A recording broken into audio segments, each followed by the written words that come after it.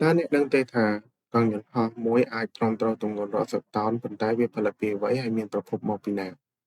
ថ្ងៃនេះចំណេះដឹង3នាទីនឹងនាំអ្នកទៅស្វែងយល់ទាំងអស់គ្នា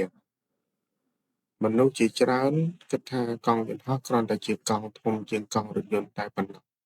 ប៉ុន្តែការពិតវាត្រូវបានរចនាយ៉ាងពិសេសដើម្បីទ្រាំទ្រទម្ងន់ដ៏ធ្ងន់និងការចុះចតក្នុងល្បឿនខ្ពស់កង់យន្តហោះមានពីរផ្នែកសំខាន់ៗគឺសម្បកនិងថាសកង់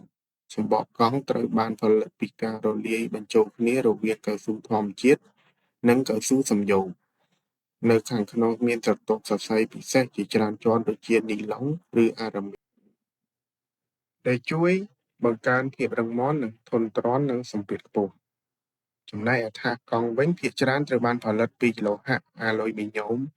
ដែលមានទម្ងន់ស្រាលប៉ុន្តែរឹងមាំខ្លាំងបន្ទាប់ពីរៀបចំវត្ថុធាតុដើមរួចហើយក្រុមហ៊ុនផលិតនិងបង្កើតស្រទាប់កៅស៊ូជាច្រើនជាន់ហើយដាក់ចូលទៅក្នុងផ្សិតពិសេសបន្ទាប់មកវាត្រូវបានកម្ដៅនិងសង្កត់ក្រោមសម្ពាធខ្ពស់ក្នុងដំណើរការមួយដែលគេហៅថា vulcanization ដំណើរការនេះធ្វើឲ្យកៅស៊ូកាន់តែរឹងមាំនិងធន់នឹងការប្រើប្រាស់ក្រោយពេលផលិតរួចសំបកកង់នីមួយៗត្រូវឆ្លងកាត់ការតឹងរឹងតេស្តយ៉ាងធានាថាសុវត្ថិភាពនិងទ្រាំទ្រទម្ងន់នឹងការចុះចតបានដោយសុវត្ថិភាពចុះកៅស៊ូទាំងនោះមានប្រភពមកពីណាកៅស៊ូធម្មជាតិភាគច្រើនមានប្រភពមកពីប្រទេសនៅតំបន់អាស៊ីអាគ្នេយ៍ដូចជាឥណ្ឌូនេស៊ីម៉ាឡេស៊ីនិងមានប្រទេសកម្ពុជាយើងផងដែរក្រោយមកកៅស៊ូទាំងនេះត្រូវបានបញ្ជូនទៅកាន់រោងចក្រផលិតសំបកកង់យន្តហោះធំៗដើម្បីកែច្នៃជាផលិតផលដែលមានគុណភាពខ្ពស់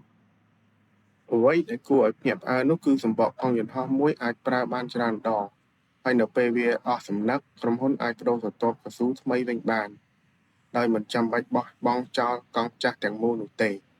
ដូច្នេះកង់យន្តហោះមិនមែនជាកង់ធម្មតា